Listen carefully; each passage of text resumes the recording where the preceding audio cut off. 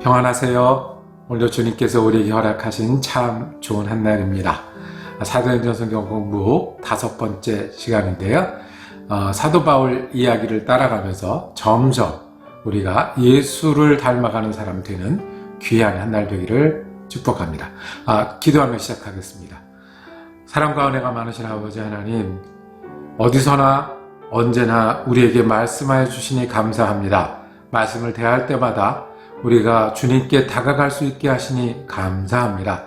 오늘도 사도행전의 이야기를 펼 때에 하나님의 말씀이 우리의 말씀이 되게 하여 주옵소서. 그래서 말씀을 통해서 우리가 새 힘을 얻게 하여 주옵소서. 말씀을 통해서 새 길을 찾게 하여 주시옵소서. 말씀을 통해서 위로와 평안을 얻게 하시고 말씀 때문에 주님과 동행하는 귀한 한 날 되게 하여 주시옵소서. 그래서 오늘 말씀이 우리를 다스리는 귀한 한 날 되게 하여 주시옵소서. 우리 예수 그리스도 이름으로 기도드립니다. 아멘. 오늘 우리가 함께 읽으실 성경 말씀 사도행전 27장과 8장인데요. 27장 43절에서 28장 1절까지 말씀을 세번역 성경으로 받들어 읽습니다. 그러나 백부장은 바울을 구하려고 병사들의 의도를 막고 헤엄칠 수 있는 사람들은 먼저 뛰어내려서 무트로 올라가라고 명령하였다. 그리고 그 밖의 사람들은 널빤지나 부서진 배 조각을 타고 무트로 나가라고 명령하였다. 이렇게 해서 모두 무트로 올라와 구원을 받게 되었다. 우리가 안전하게 목숨을 구한 뒤에야 비로소 그곳이 몰타 섬이라는 것을 알았다. 아멘. 지도를 보면서 잠시 설명할까요? 자, 바울이 출발한 곳이 어디일까요? 맨 오른쪽 아래에 있는 가이사랴입니다. 유대의 항구 도시였고요. 여기서 로마 총독이 다스렸습니다. 이곳에서 바울은 감옥에 있고 재판을 오랫동안 받았습니다. 그리고 바울이 이동하는 최종 목적지는 맨 왼쪽 위에 로마입니다. 지금에 있는 그 이탈리아 로마인데요. 재판을 받기 위해서 갑니다. 지금으로 말하면 대법원에 있는 큰 도시로 이동을 하는 거죠. 가이사랴 배를 타고 이동하면서 터키 남쪽의 무라라는 곳에 이르러서는 배를 갈아탑니다. 좀 더 큰 배, 죄수가 포함돼서 선원과 군인까지 해서 276명이 탄 큰 배고요. 짐도 많아서 백부장이 다스리는 그런 정부의 배였습니다. 배를 타고 이 지중해 섬 한가운데에 있는 크레타 섬 미항이라는 곳에 정박을 합니다. 이곳에서 바울은 여기서 머물 거를 주장을 합니다. 겨울에는 항해하기 힘드니까. 이 당시 지중해는 겨울에는 항해를 하지 않았다고 합니다. 바람이 너무 심했고 물결도 좋지 않아서 많은 배들이 겨울에는 멈췄다고 합니다. 바울은 여행도 많이 했고 난파도 당해봤기 때문에 아마 그런 제안을 한 것 같습니다. 그런데 이 선원들은 아직 겨울 초엽이니까 갈만하다라고 생각했습니다. 아니나 다를까 크레타 섬을 떠난 배는 난파를 당합니다. 밀려 갔다고 했습니다. 이 선원들이 걱정했던 건 이 아래 보이는 아프리카 쪽으로 밀려가서 난파당하지 않을까 하는 걱정을 했습니다. 오랫동안 해를 보지 못했다고 했고요. 배가 오랫동안 끌려다녔다고 했고요. 바람에 끌려다닌 배 때문에 먹지도 못했고 물건을 다 던져서 버렸고 그 다음에 배의 집기들도 다 버려서 힘든 순간에 섬을 만나게 됩니다. 배가 섬을 만나서 부딪혀서 이제 난파당하게 생기니까 모든 사람이 바다에 뛰어내려서 섬 해변가로 움직이게 됩니다. 그 장면이 오늘 읽은 성경 말씀입니다. 몰타라는 섬에 도착해서도 이야기가 또 있습니다. 원주민들이 이 사람들을 맞이했어요. 목숨을 겨우 건지고 난파에서 해변에 도착한 사람들을 맞이했고요. 이 사람들이 모여 있는데 불을 피우게 된 모양입니다. 그때 나무를 가져다가 불에 던져놨는데 바울이 들고 던진 나무에 하필이면 이 뱀이 숨어 있었던 거예요. 불에 던지니까 튀어나와서 바울이 물렸습니다. 원주민들은 그 뱀이 물린 장면을 보고 바울에 대해서 다시 생각합니다. 저 사람은 구사일생으로 목숨을 건진 사람인데 원래 죄수였다가 그렇게라도 살아났는데 뱀에 물려서 곧 쓰러지겠구나. 얼마나 큰 죄를 졌으면. 그래서 분명히 저 사람은 살인자일 거야 라고 얘기하는 장면들이 나옵니다. 바울의 마음이 어땠을까요? 저는 바다에 나가서 보면 우리 삶이 참 보이는 것 같아요. 바다는 항상 물결이 있죠. 근데 물결이 끝이 없어요. 하나 지나가면 그 다음 물결이 있습니다. 하나가 높아졌다, 내려왔다. 해변에 있어도 하나가 밀려왔다, 그 다음 밀려왔다. 조금씩 쪽으로 표현하면 하나가 높아진 파도가 자리를 비켜주면 그 자리에 그 다음 파도가 오는 거예요. 우리 지내는 것 같아요. 파도 하나 있으면 그 다음 파도가 오고요. 파도 하나 있으면 그 다음에 또 내려가고요. 소리 한번, 파도 소리가 한번 지나가면 또 그 다음 소리가 메꿔지고요. 사도 바울이 그랬습니다. 예수 믿는 사람 아닙니까? 그런데 예수 믿는 일 때문에 감옥에 갇혔어요. 예수를 전하는 사람 아니었습니까? 그런데 내가 아무리 전하고 아무리 준비하고 아무리 말을 잘해도 여전히 감옥에 갇혀서 신문받는 상황이 됐어요.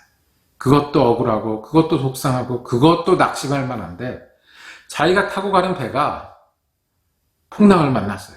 하나님이 계시면 자기가 이 죄인의 모습으로 로마에 가는 그 길은 좀 가게 해주셔야 되는 거잖아요. 하나님께서 네가 로마에 가서 증언할 것이다. 죄수의 몸으로 가지만 예수를 전할 것이다 라고 했으면 거기까지 가는 길은 지켜줘야지 오늘 배가 깨질지 내일 물에 떨어질지 모르는 이런 위태한 상황을 주시면 좀 너무하신 것 아니에요? 난파 당했어요. 물에 뛰어내렸어요. 물에 뛰어내린 사람의 심정이 어떻겠습니까? 정말 물에 빠진 사람 심정이겠죠. 살기 위해서 발버둥 거렸을 거고요. 널빤지라도 붙잡았을 겁니다. 그런데 그때 사도 바울이 무슨 생각이 있었겠어요? 하나님 살려주세요와 함께 하나님 내가 로마에 간다고 그러는데 이렇게는 아니지 않습니까? 제가 하나님 믿고 사는데 하나님 따라가겠다고 하는데 그리고 내 뜻은 하나님 전하는 데 있는데 지금 목숨이 경각에 달렸습니다. 그 마지막으로 이제 독사에까지 물리게 해요. 아니 있는 독사도 좀 피해가야지 없는 독사 나타나서 물리면 바울의 마음이 어떻겠습니까? 동일한 마음이 우리에게 있습니다. 우리가 때로는 바람을 맞이합니다. 내가 하나님 믿고 사는데도요, 내가 바다를 항해하면 바람이 있더라고요. 때로는 난파도 합니다.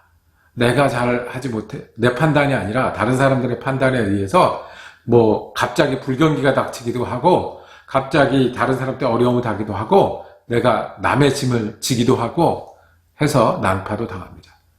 때로는 내가 하나님 믿는데 어떻게 이래요?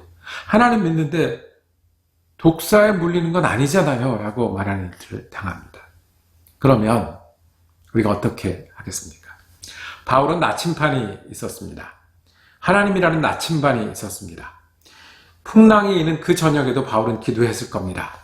풍랑이 있어서 난파당하는 그 순간에도 바울은 기도했을 겁니다. 그리고 하나님이 바울에게 말씀하셔서 너는 가게 될 거다. 용기를 내라. 그리고 그 말씀을 붙들고 바울은 힘을 냈습니다. 아무리 깜깜한 밤에라도 나침반이 있으면 항해를 할 수도 있듯이 바울은 아무리 자기가 힘든 순간이라도 어떻게 해요? 바울이 감옥에 갇혔을 때, 빌립보 감옥에 갇혔을 때 그 속에서 매를 맞고 잠드는 저녁에도 찬양하고 감사했던 것, 그것처럼 풍랑에도 그랬을 것입니다. 그것이 바울을 지켜준 나침반이었습니다. 그래서 바울은 그 마음이 흔들리지 않을 수 있었습니다. 그리고 내가 어떻게 해야 되는지 바로 볼 수 있었습니다. 뿐만 아니라 바울 때문에 다른 사람들이 덕을 봤어요. 바울이 일어서서 얘기했습니다. 예, 풍랑 맞습니다. 그런데 용기를 내십시오. 우리는 다다를 것입니다. 하나님이 계시고 하나님 우리를 인도하시니 우리는 이 풍랑 뒤에 다다를 것입니다 라고 용기를 내어주는 바울이 되었습니다. 예수 믿는 사람이 이런 사람입니다. 예수 믿는 사람은 풍랑 속에서 하나님을 찾는 사람입니다. 예수 믿는 사람들은 풍랑만 보지 않고 우리를 붙드시는 하나님을 믿고 의지해서 힘을 내는 사람입니다. 예수 믿는 사람이 힘내야 되는 또 다른 이유는 우리가 힘을 내야 다른 사람에게 힘내라고, 같이 힘내자고 얘기할 수 있기 때문에 그렇습니다. 풍랑을 만나셨습니까? 풍랑을 만날 일이 있습니까?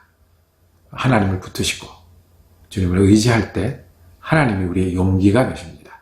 그리고 용기를 나눌 수 있는 사람이 되게 하십니다. 저의 소원은 우리 교회가, 그리고 우리 교회 교인들이 맡은 자리에서, 있는 자리에서 그리스도인이 되는 겁니다. 복음을 전하는 사람이 되는 겁니다. 예수를 붙들고 예수를 붙들면 이렇게 힘날 수 있다라고 얘기하는 사람입니다. 제 소원이 그럴지인데 우리 주님의 소원은 어떻겠습니까? 하나님의 뜻은 어떻겠습니까? 우리가 항해를 하기 때문에 풍랑을 만날 수 있습니다. 어떨 때는 어떻게 독사까지 물리게 해요? 라고 하는 게 우리 마음입니다. 그런데 기억하십시오. 주님이 우리 주님이십니다. 우리가 주님을 의지할 때 우리는 오히려 어려움을 바꾸어서 거기 계신 하나님을 전하는 사람이 됩니다. 저는 풍랑을 만나라고 말씀드리는 거 아닙니다. 독사에 물리라고 말씀드리는 거 아닙니다. 물리면 아픕니다. 풍랑 두렵습니다.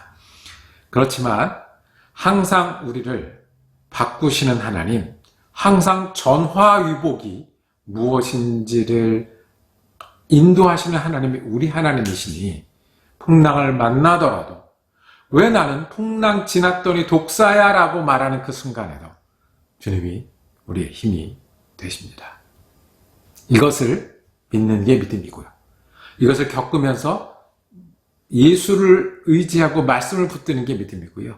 그래서 힘내서 다른 사람들에게 힘내자고 얘기하는 사람들이 예수 믿는 사람들입니다.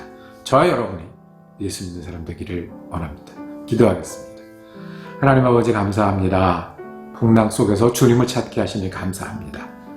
풍랑 다음에 난파도 당하고 그리고 뱀에 물리는 어려움이 우리가 사는 동안에 있을지라도 그 속에서 그것을 바꾸어 우리로 예수를 보게 하시고 예수에게 용기를 얻게 하시고 오히려 용기를 나누게 하시는 주님의 은혜 감사합니다.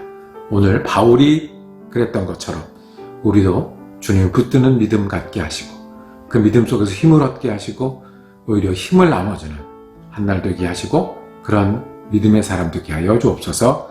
예수 그리스도 이름으로 기도드립니다. 아멘. 말씀 묵상 함께 할 수 있어서 감사했습니다.